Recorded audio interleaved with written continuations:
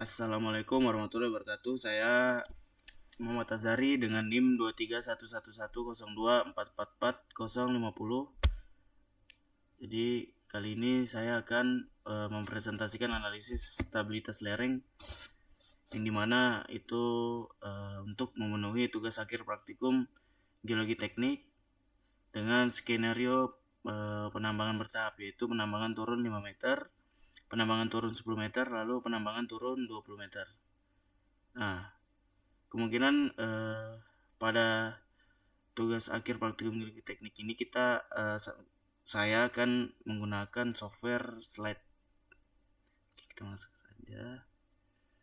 Nah, jadi software slide ini gunanya, kenapa saya pakai software slide? Karena perangkat lunak analisis stabilitas lereng berbasis metode keseimbangan batas. Dan juga slide ini mampu mengimpor data DXF lalu menampilkan bidang gelincir yang sangat kritis, serta menghitung faktor keamanan lereng secara akurat yang menggunakan beberapa metode yang ada di software ini. Oke, baik, langsung kita mulai saja tutorialnya. Bagaimana kita pencet file terlebih dahulu, lalu pencet import, lalu pencet import DXF. Nah, di sini pertama kali kita harus mengimpor external boundary. Kenapa? Karena external boundary ini adalah batas paling luar dari section yang dianalisis. Kebetulan juga kita akan menggunakan dua boundary, yaitu external boundary dan juga material boundary. Kalau external boundary tadi batas paling luar dari section, kalau material itu adalah batas antar material di dalam section. Nah, kita pertama kali kita harus mengimpor external boundary terlebih dahulu. Kita import saja. Nah, yang saya akan analisis adalah turun 5 meter, open. Oke. Sudah, kalau sudah begini, file lagi, import DXF, lalu material boundary, import. Kita pakai yang original. Nah, ini adalah batas-batas antar material di dalam section. Baru lanjut ke analisis project setting. Nah, di dalam project setting adalah banyak, ada general, methods, group matter, transient, static, random numbers, design standard, advanced, project, summary. Nah, yang bakal kita ubah itu ada di methods dan juga ground matter. Nah, kita masuk ke metode. Itu ada dua metode yang saya pakai, yaitu Bishop dan juga Ordinary. Lalu di ground matter kita ubah menjadi RU. Nah, kita oke saja. Kita masuk ke Kemudian kita masuk ke properties. Kita buka define materials. Nah, sebelum itu kita kembali ke Word yang dimana kita sudah dikasih, karena ini data table materialnya yang akan kita ikuti, karena data tersebut adalah data sekunder. Oke, pencet ini. Kita pencet, kita klik properties lagi. Nah, baru kita ubah satu-satu. Coba ini topsoil, sesuai warnanya warna orange. Oke. Nah, di sini ada unit weight, string type, lalu ada string parameters, ada cohesion yang isinya ada cohesion dan juga PHI, lalu ada water parameters yang isinya ada RU value. Nah, yang harus diisi di sini semua ada di data tabel material yang sudah dibagikan. Jadi kita mengisinya menyesuaikan dari data tabel tersebut. Oke, kita langsung aja. Unit weight, ini unit weight di sini kita kasih 17 sesuai. Lalu string type-nya ini more column semua. Jadi kita langsung ke cohesion. Itu ada 50. PHI 26. Oke. RO value-nya 0. Oke, langsung lanjut saja. Yang kedua itu ada Gravely Valley Sandstone.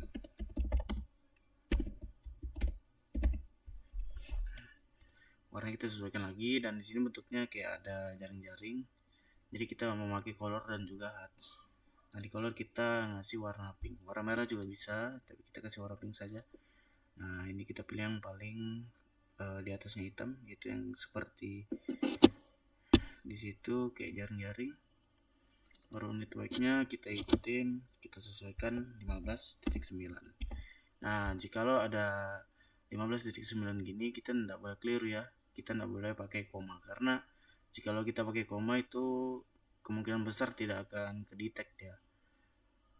Nah, cohesion kita sesuaikan lagi 10, PHI nya 26. Kita lanjut dulu ya.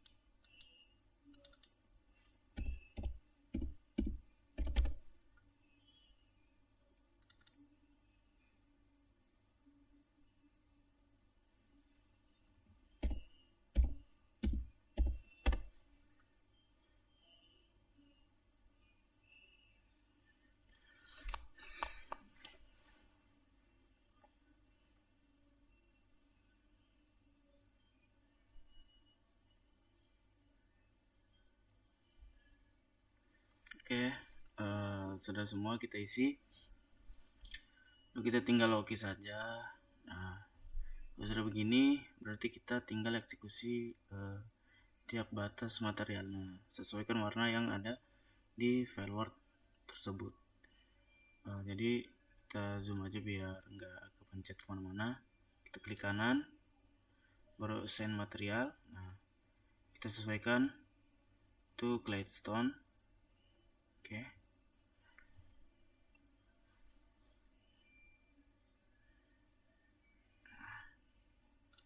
Ini itu ada siltstone, kita ganti lagi. Nah, kita makin zoom lagi. Assign material, cleanstone. Lalu di sini ada coal, Nah, kita zoom out sedikit, di kanan lagi, assign material, lalu kita kasih Gladstone. Oke. Lalu di sini kita kasih coal lagi. Oke. Zoom out, teman nggak apa-apa, agak ke sini. Oke, baru kita. Nah, ini masih sama kayak tadi, Gladstone. Di sini juga sama.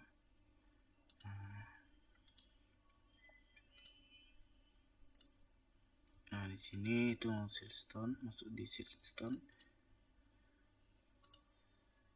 Oke, baru sini clayet lagi, baru sini siltstone lagi, baru clayet lagi, baru di sini siltstone lagi. Untuk yang terakhir itu ada gravelly, yang nomor 2. Oke.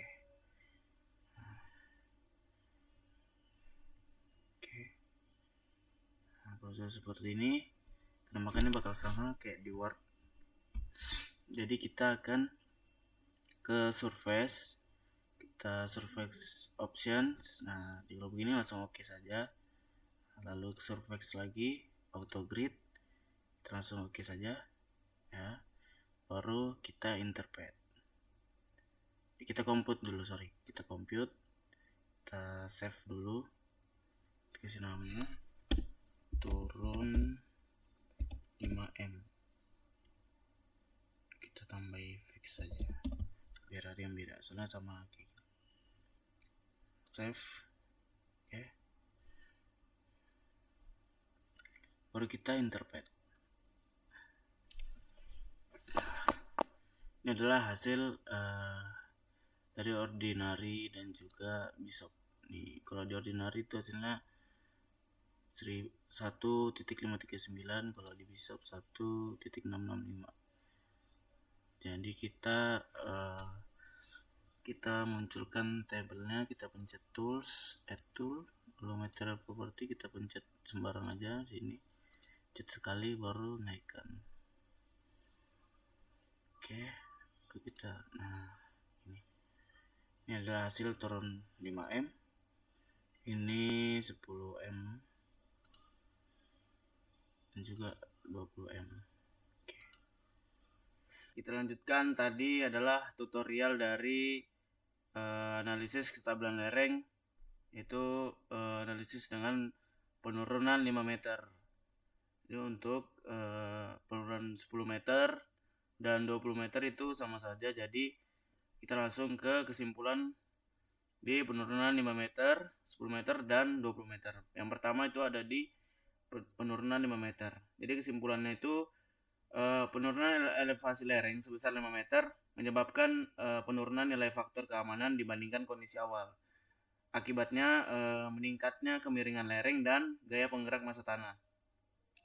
Lalu yang kedua, nilai faktor keamanan yang diperoleh masih berada di atas nilai ambang batas kestabilan, yang dimana SF-nya itu lebih dari 1,3 atau 1. Karena menurut panduan, jikalau kestabilan itu lebih dari 1, maka masih dianggap stabil. Jikalau kurang dari 1, maka dianggap longsor.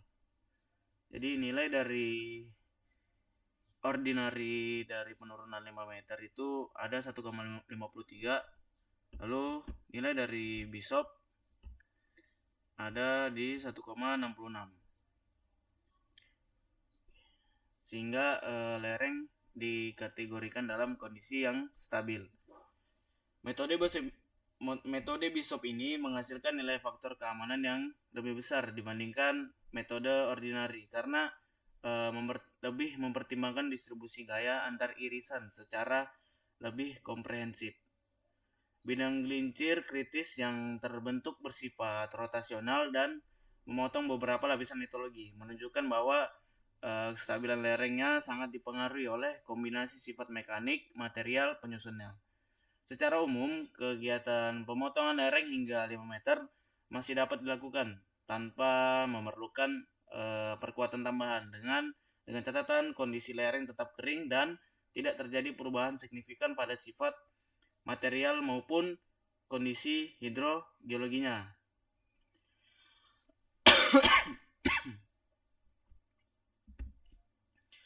Lalu lanjut ke kesimpulan turun 10 meter. Jadi penurunan elevasi lereng sebesar 10 meter ini menyebabkan penurunan nilai faktor keamanan dibandingkan kondisi lereng awal, yaitu penurunan 5 meter. Yang dimana menunjukkan peningkatan potensi ketidakstabilan lereng akibat bertambahnya tinggi dan beban massa lereng. Nilai faktor keamanan yang diperoleh yaitu sekitar 1,53 hingga 1,66, masih berada di atas nilai batas minimum stabilitas lereng statik, yang dimana FK-nya itu lebih dari 1,3. Sehingga secara umum lereng masih tergolong stabil hingga cukup stabil, namun dengan margin keamanan yang relatif terbatas. Lalu bidang gelincir kritis cenderung berkembang mengikuti lapisan dengan sifat mekaniknya lebih lemah, terutama pada satuan clay sand dan siltstone yang berperan secara signifikan dalam mengontrol kestabilan lereng. Kondisi ini juga mengindikasikan bahwa lereng dengan penurunan 10 meter masih dapat dipertahankan tanpa perkuatan tambahan dalam kondisi kering. Namun itu juga berpotensi menjadi tidak stabil apabila terjadi perubahan kondisi eksternal seperti peningkatan muka air tanah, curah hujan tinggi ataupun getaran. Oleh karena itu diperlukannya perhatian khusus pada pengelolaan drainase lereng ini serta evaluasi lanjutan terhadap skenario kondisi jenuh untuk memastikan keamanan lereng dalam jangka panjang. Setelah itu kita masuk ke penurunan 20 meter. Oke.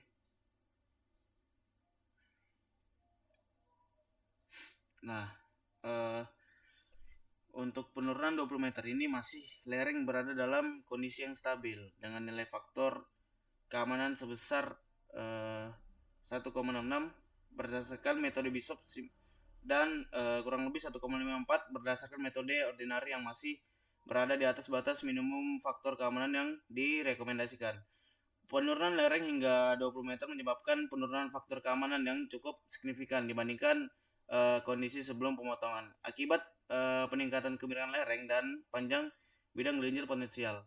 Lapisan clean sand merupakan faktor pengontrol utama kestabilan lereng karena memiliki kohesi yang sangat rendah dan posisi yang sejajar dengan arah lereng, sehingga berpotensinya menjadi bidang gelincir. Lalu metode Bishop ini memberikan nilai faktor keamanan yang lebih besar dibandingkan metode ordinary karena lebih mempertimbangkan keseimbangan gaya antar irisan, sehingga metode ini dianggap lebih representatif untuk evaluasi stabilitas lereng. Meskipun lereng masih berada dalam kondisi stabil, margin keamanan yang dimiliki relatif terbatas, sehingga perubahan kondisi lapangan seperti peningkatan muka air tanah, curah hujan tinggi, maupun aktivitas alat berat berpotensi menurunkan stabilitas lereng. Sekian dari saya.